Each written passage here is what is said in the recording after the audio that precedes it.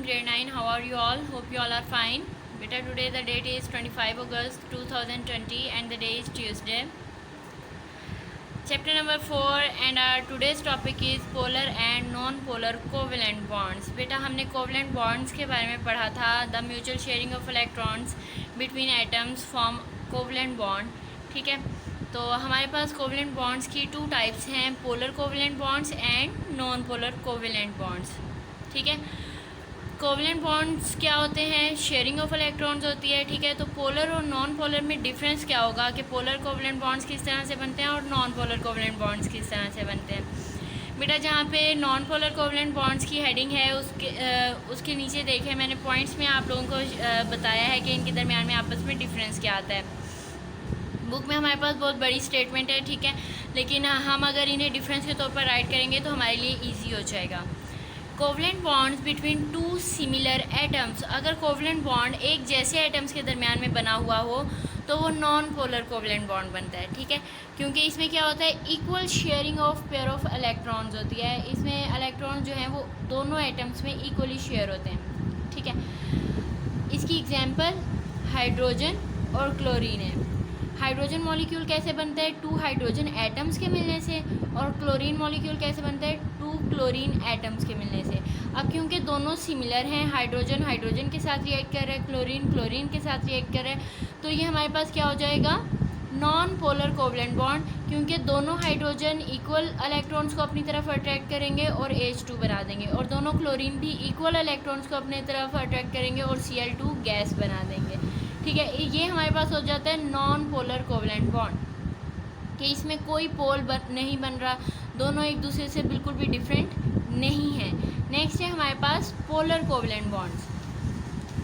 बेटा इसमें क्या होता है, ये इसके बिल्कुल ऑपोजिट है. Covalent bond between 2 different atoms. इसमें 2 सिमिलर एटम्स था, इसमें 2 डिफरेंट एटम्स हैं. ठीक है, equal sharing of pair of electron, unequal sharing of pair of electrons due to difference in electronegativity.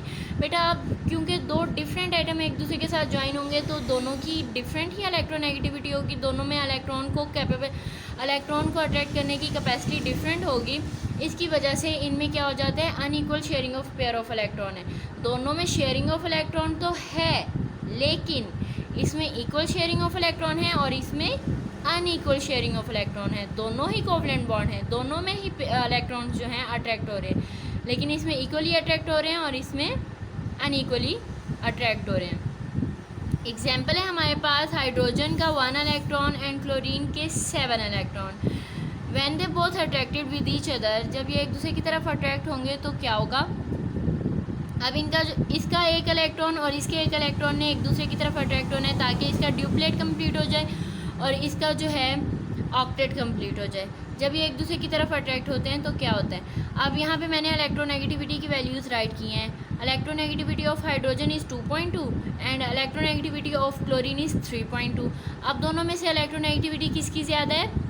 Chlorine की 3.2 ये ज़्यादा है. ठीक है, अब क्योंकि क्लोरीन की इलेक्ट्रोनेगेटिविटी ज़्यादा है, इसका मतलब है कि क्लोरीन में नेगेटिव इलेक्ट्रॉन को अपनी तरफ अट्रैक्ट करने की कैपेसिटी ज़्यादा है, तो ये क्या करेगा, इलेक्ट्रॉन को ज़्यादातर अपनी तरफ अट्रैक्ट करने की कोशिश करेगा. क्योंकि ये इलेक्ट्रॉन को स्ट्रांगली अपनी तरफ अट्रैक्ट करता है तो इसके ऊपर कौन सा चार्ज आ जाएगा? नेगेटिव चार्ज आ जाएगा.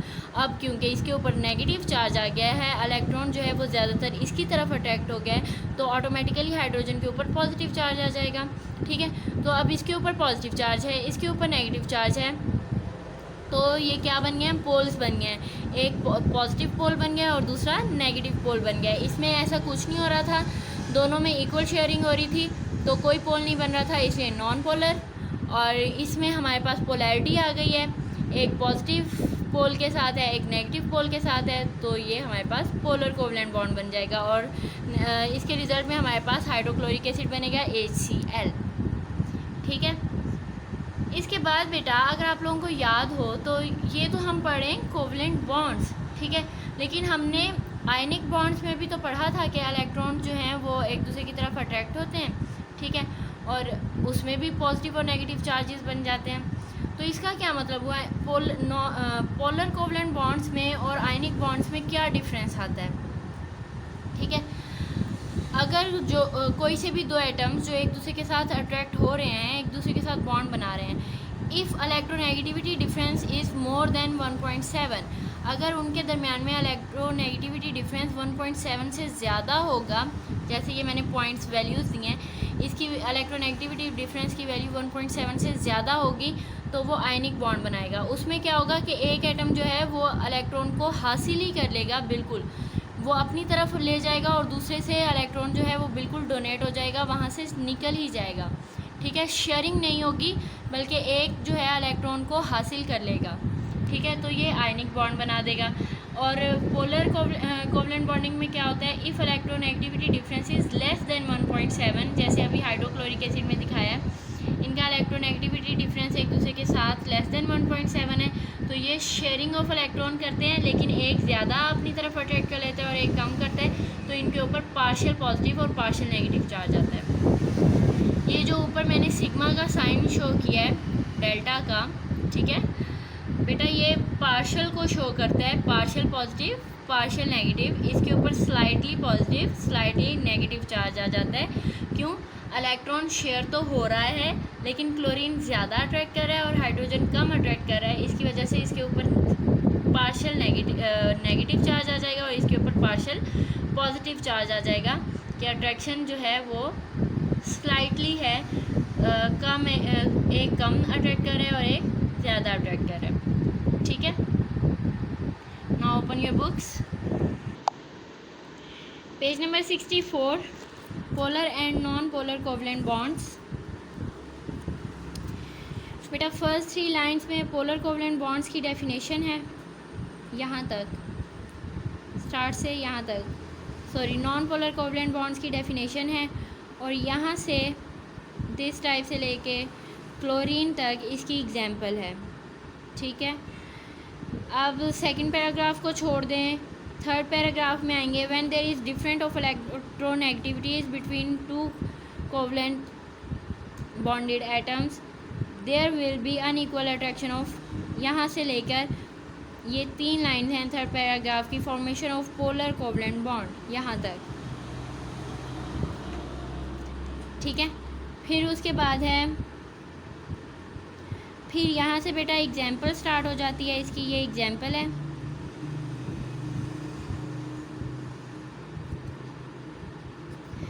एग्जाम्पल यहाँ से स्टार्ट होती है और यहाँ तक सारी आ जाती है। हाइड्रोजन और क्लोरीन की अट्रैक्शन के बारे में शो करती है और उनकी इलेक्ट्रोनेगेटिविटी डिफरेंस को भी बताती है। ठीक है, नॉन पोलर कोवलेंट बॉन्ड की डेफिनेशन, उसकी एग्जाम्पल, पोलर कोवलेंट बॉन्ड की डेफिनेशन और एग्जाम्पल, इसमें थर्ड पैराग्राफ कंप्लीट आ जाएगा। ठीक है, फिर उसके बाद है यहाँ पे थोड़ा सा बता दिया गया है, delta sign indicates the partial positive and partial negative charges. ठीक है, और जो हमारे पास रिजल्टेंट बनेगा, मीन जो हमारे पास लास्ट में प्रोडक्ट बनेगा वो क्या होगा, पोलर कंपाउंड्स कहलाएंगे। पोलर कोवलेंट बॉन्डिंग से जो हमारे पास बनेगा कंपाउंड वो पोलर कंपाउंड कहलाएगा, और नॉन पोलर कोवलेंट बॉन्डिंग से जो हमारे पास कंपाउंड बनेगा वो नॉन पोलर कंपाउंड कहलाएगा। ठीक है, अब लास्ट में हमारे पास यहाँ से इफ़ द डिफरेंस ऑफ इलेक्ट्रोनेगेटिविटीज़, यहाँ से लेके यहाँ तक हमारे पास डिफरेंस है between ionic bond and polar bond. यहाँ से last 3 lines, if the difference, यहाँ से लेके लास्ट तक कोवलेंट तक, ये हमारे पास डिफरेंस है between ionic bond and polar covalent bond.